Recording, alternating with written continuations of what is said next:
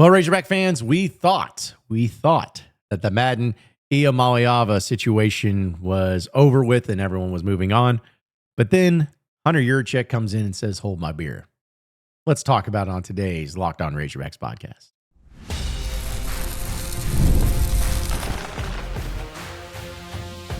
You are Locked On Razorbacks, your daily podcast on the Arkansas Razorbacks. Part of the Locked On Podcast Network, your team every day. Welcome into Locked On Razorbacks podcast. I am your host, John Nabors. I am also the host of Inside Arkansas Live, which you can catch every weekday starting at noon on Inside Arkansas and InsideArkansas.com. This episode is brought to you by Monarch Money. Take control of your finances. Use Monarch Money when use code LOCKEDONCollege at monarchmoney.com for 50% off your first year. Hope everybody's having a wonderful Wednesday. It's hump day, after all, middle of the week. And amazing how sometimes things just happen. Content just happens. You know, I do this podcast almost every day, and I try to look at it in the perspective of, what's going on, try to get creative if there's nothing going on to talk about or anything like that.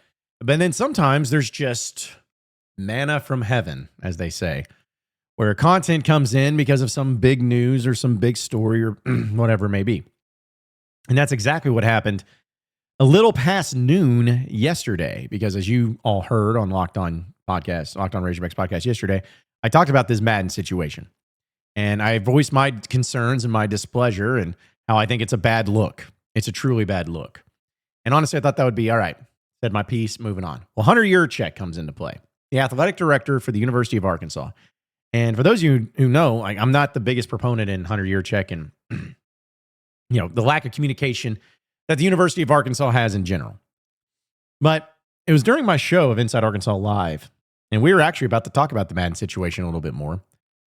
And I get a Twitter notification that Hunter Yurachek just tweeted and put out a statement. And I read it in real time. And man, oh man, did my conspiracy theories start getting thrown out there. So let's go ahead and read it and hear from Hunter Yurachek here. You can see on the screen. He put out this graphic. It says, I have spoken with the leadership team at Arkansas Edge and expressed my support in their pursuit to enforce their rights under any agreement violated by our student athletes moving forward. We appreciate Edge's investment in our student athletes and acknowledge the enforcement of these agreements is vital in our new world of college athletics. We look forward to continued dialogue with all parties in resolving these matters. That's what he had to say. It was no coincidence. I mean, as soon as you read that, and as soon as you read that, one of that first line there, we all knew who this was about. This was about Madden and him bouncing out, entering into the portal, and heading to UCLA. There's no question about it. But the thing is I didn't know, and almost everybody didn't know, what was promised. What was the discussions? What was it like behind the scenes? How much was he getting paid in NIL? Those were questions that were all getting thrown around, but it was also like, okay, kudos to Arkansas, because it seems like a lot of other schools don't really do this, but Arkansas was one of the first ones, or at least one of the ones, to really make their presence known. Well, Brandon Marcello, outstanding college football writer for CBS Sports, and a guy who lives in Arkansas. He's covered Arkansas, and he had a great write-up, and I encourage everybody to go check this out at CBS Sports and 24/7 Sports. But he was talking a little bit about it here in the article and just giving out the statements where he's talking about how players across that enrolled at schools across the country in January cashed NIL checks, only to enter in the transfer portal and leave the school in the spring before ever playing a game. Like, that happens.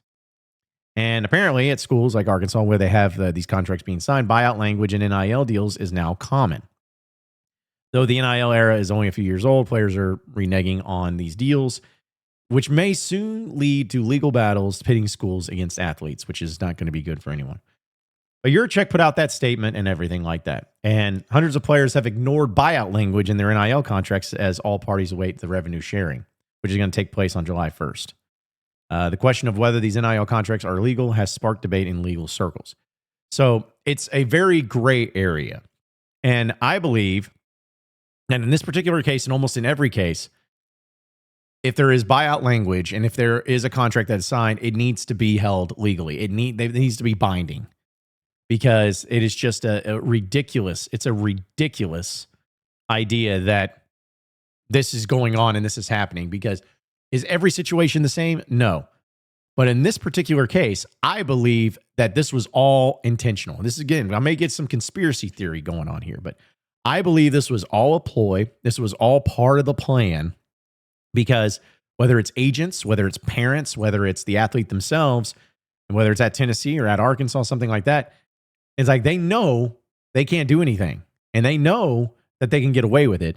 They know universities aren't going to fight them on it and go against the student. So they just do things, agree to things, get the money, and bounce. That's exactly what happened here. They should honor the contracts. But it hasn't happened because schools are a little nervous because is there any legal ground for them to stand on? Maybe some of them have been doing some stuff that isn't like supposed to be done in a certain way, so they're afraid of it getting out there, whatever it may be. But there's just a lot of questions that was surrounding this. And it is, again, great reporting here by Brand Marceau. This is where it's about to get really interesting, folks. Because as we know, Madden was somebody who was committed to UCLA for a long time, flipped to Arkansas on signing day, and it just happened that way. And in fact, when Nico, his brother, left Tennessee, it kind of had some people looking over at Madden. It's like, okay, so what's his situation going to be? This comes from the article from Brand Marceau. Madden initially committed to UCLA in May of 2024, but flipped to Arkansas in a surprise announcement on National Signing Day in December. He agreed to a 1-year NIL deal with the Arkansas Edge Collective, source said. Payouts for quarterbacks of his stature, a 4-star prospect in 24/7 Sports rankings, fetched close to $500,000 during the winter signing period, industry sources told CBS Sports. Contracts at Arkansas commonly include language requiring players to reimburse 50% of the money remaining on their deal should they leave for another school, according to the documents reviewed by CBS Sports. Madden Iamaleava had roughly 8 months remaining on his contract, meaning the collective expects a 6-figure buyout. Now, one NIL contract dispute will not bankrupt a multi-million-dollar deal, but multiple players start departing. Maybe that ends up being something that happens. Tampering still going on. Players not in the portal are contacted daily to gauge their interest and everything like that.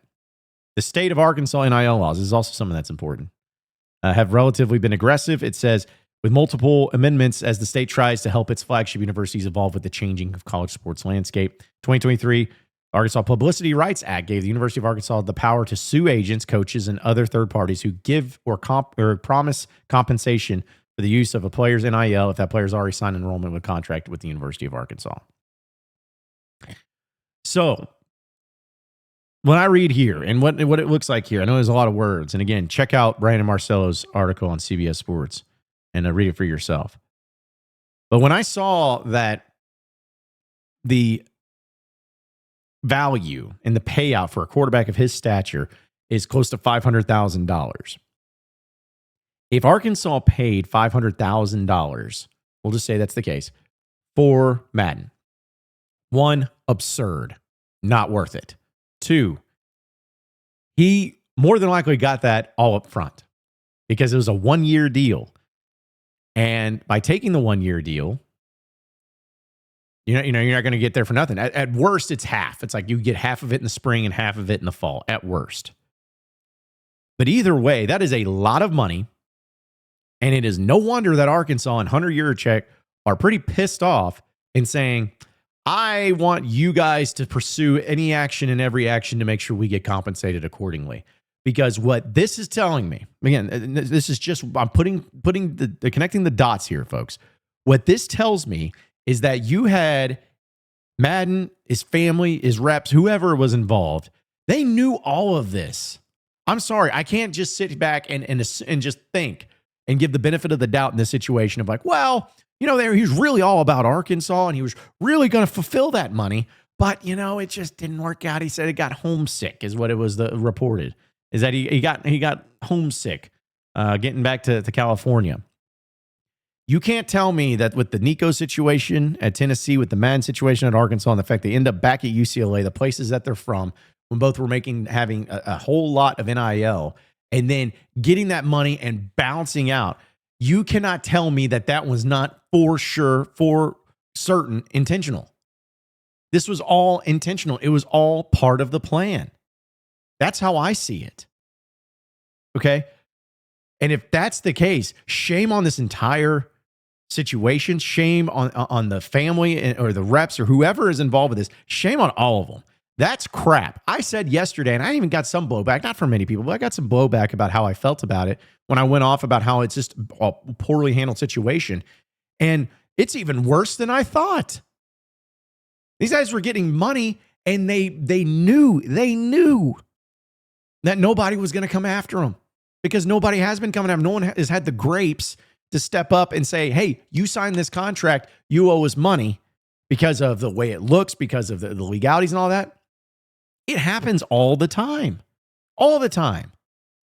And shout out to, again, stop traffic, but shout out to Hunter Yurachek and shout out to the university publicly coming out and being like, do what you need to do, Arkansas Edge.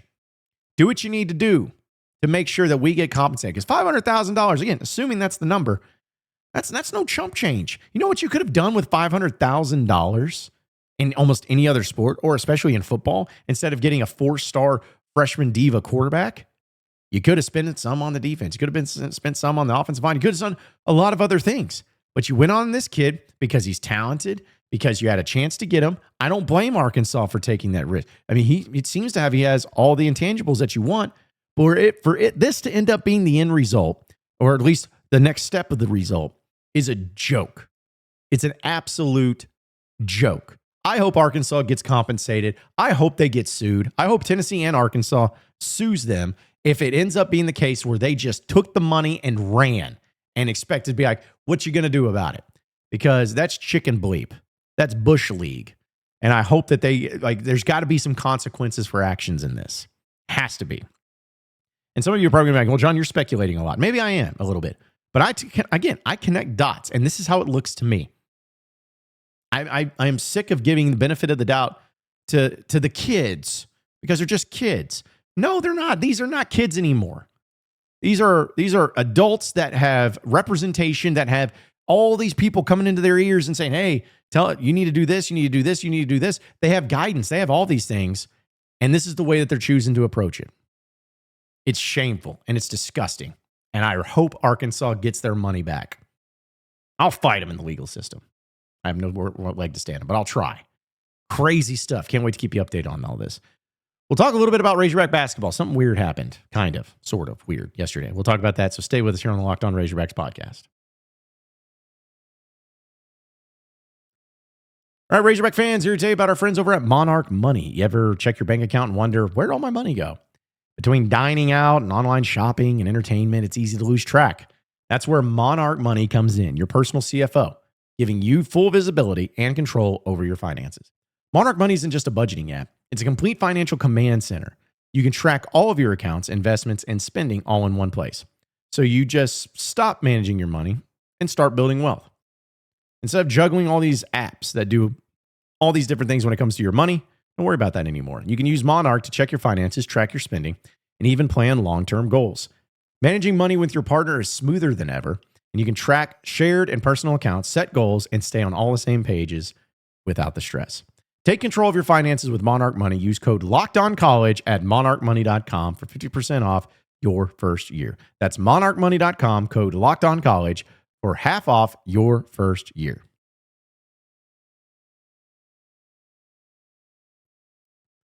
All right, so moving on into the next segment of the Locked On Razorbacks podcast. Transfer portal window is officially closed. At least I say that. Like, I'm recording this the night before, so I guess it's technically open still. But this is the last day. Yesterday was the last day. And so it was going to be weird to see if anything big happened. And overall, generally speaking, there was nothing major. A few additions here and there, but nothing that just rocked all of college sports, college basketball specifically. However, on social media, though, Boogie Fland, remember Boogie Fland, right? Played for Arkansas, declared for the NBA draft. We talked about it. Said, hey, makes sense. Go get yours. Go get drafted. Wish you nothing but the best of luck. Appreciate you. Well, as time has gone on, he decided to announce that he was entering into the transfer portal. He's still in the NBA draft process, but he entered into the transfer portal with a do not contact tag. So what in the why? Is what the biggest question will be. Well, why would he do that? I thought he was just going to go to the NBA. And if he's not going to go to the NBA, why would he not just come back to Arkansas? Is he not wanted? Is there a problem? Well, in his announcement, he thanked coaches, teammates, fans, everything like that. But a lot of the times they talk about the eligibility that they may have, like retaining their college eligibility. He didn't do that. And so he's really focusing in on the NBA draft, which is the right move. And I don't really think that this is any sort of deal where, I'll be shocked. I'll be shocked if Boogie Fland does not go to the NBA. I'll be shocked if that ends up being the issues, or at least that's the approach here. But he wants to keep his options open is really what it comes down to. And so when I started looking into it about the approach that he has and why he's doing it the way he's doing it, I don't have an issue with it. I really don't. Because you want to have every option available to you. And what's the harm in putting it out there that, hey, you're just thinking about the portal, You're thinking about your options. You're thinking about this, that, or the other. I don't have any issues with it. I honestly, truly don't. Now, what I will have an issue with is if he enters into the transfer portal and he goes to some rival school and Arkansas has to face him next year. And that, that would be pretty annoying. But it got to the point even that John Calipari, and shout out to him, he got ahead of this and he was like, I'm going to throw it out there and make the statement because I know what people are going to be thinking. I know people are going to be like, whoa, this guy's not going to be a Razorback. What happened? Is it NIL problems? Is he a traitor? Like, it's just going to cause so many different questions. Well, John Calipari came out on Twitter and said this exact quote: "Been talking with Boogie the last few days. I fully expect that he is going to be a first-round draft pick. I've coached players with his talent and know how they are doing in the NBA. He has it. He also knows I will always be here for him." So if you read that out of context and just read that willy-nilly, you're probably like, okay, cool. They didn't really say anything. You're just wishing him good luck. But Cal's very calculated. He's very selective in his approach. And you got to look at it this way. Because again, you got to think about it. The announcement happens. Boogie is into the transfer portal. And questions start getting around. He says, I've been talking with Boogie the last few days. Number one, that he's telling everybody, I've been in contact with him. I've been talking to him. This wasn't a shock to me. This wasn't anything that's a problem. He doesn't have a problem with me. I don't have a problem with him. We talk. And we've been talking the last few days leading up to this situation. That's your number one comment that he's making without saying anything direct. Then he says, I fully expect that he is going to be a first-round draft pick. That's his way of saying, I fully expect him to go to the NBA because he is a first-round draft pick. He doesn't need to go anywhere else. He's not going to go into the transfer portal to go anywhere else. I know he is a first-round caliber player. Therefore, there's no reason for him to go anywhere else. He knows it. I know it. I've been telling him that. The scouts have been telling him that. But he wanted to keep his options open. But then he goes on and says, I've coached players with this talent and know how they're doing the NBA, and he has it. So basically being very complimentary of like, I've done this before because I'm John Calipari, and I have more NBA players than any of you. I have more NBA guards, point guards specifically, than any of you. I know what they are. I know how they can do it. He's got everything. Boom. Compliment while also pumping yourself up to like, none of y'all know anything. None of you, again, this is maybe me reading too far into it, but maybe somebody, a rep, an agent, or whoever told Boogie, hey, get in the portal, man. Get in the portal. See if we can get something, because maybe the NBA doesn't work out. Maybe we don't get drafted high. This is Cal's way of saying, don't listen to anybody that's telling you you're not a first-round caliber player or that you're not ready for the NBA or anything. I know, because it's what I do. Don't listen to your agents. Don't listen to those people that are just trying to get something out of you. You're trying to get their money. I know what I'm talking about. And then he ends the sentence, or ends the tweet with this sentence saying, he also knows I will always be here for him. Again, maybe I'm looking too much into it, but that comes across as he also knows that he can come to me anytime and I'll tell him these things. I'm going to be here no matter what because I know what's best. I know what he needs. I know. And whoever's feeding him this information that ends up being wrong or not trustworthy, whatever it is, Don't listen to them. Listen to me, because I feel you're going to be a first-round pick. I know you have the talent. You have the it factor because I've coached players like you before. And you know I'm going to be here when you want to listen to somebody who knows it, who gets it, who understands it. I know. All calculated by John Calipari. I still believe Boogie Fland will go to the NBA. I think that this is something that's it's a thing now, but won't be a thing here soon. But shout out to Cal for making a statement. Perfectly done, Cal. That's why you're the best at what you do. Razorback baseball bounces back a little bit nicely. We'll talk about that in here a second. So stay with us on the Locked On Razorbacks podcast.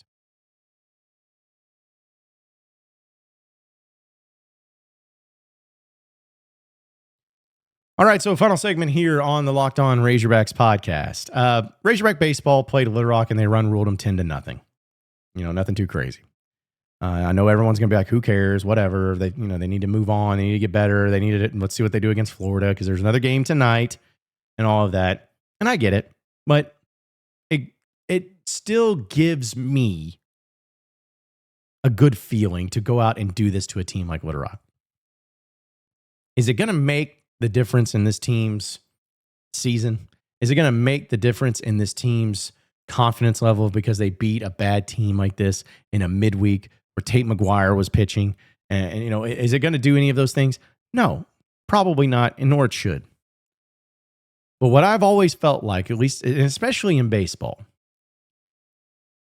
is that if if you have a good team or a team that's going to be able to get out of a slump, or at least a team that's been losing games that you wish they didn't, or maybe they shouldn't, when they do face those lesser competitions and those lesser opponents, they still put it to them. Because what would be concerning is after they lose to Georgia in that series, they lose to A&M at home. The concerning thing was been them going through the motions, saying, well, we lost those 2 series, season's over. Now, everyone hates us. Everyone's mad at us. Everyone's booing us. No one's booing, but you know what I'm saying? Like they would feel that pressure and they would just be like, why am I here? I'm just buckling, because that would be mentally soft teams. Teams that have no idea how to handle adversity. They would struggle against teams like this in those situations. But when you go up against a team like Little Rock, you're not throwing out your best pitchers there, but seeing that your lineup's essentially the same as what it's been, and you just put it to them, plain and simple. You take advantage.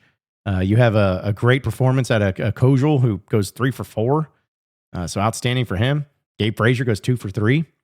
Then you get hits from Aloy, who's 1 for 3. Yeah, Maxwell gets a hit. Iredale, Robinette gets a hit. It's good to see Iredale get a home run, too. That was nice to see.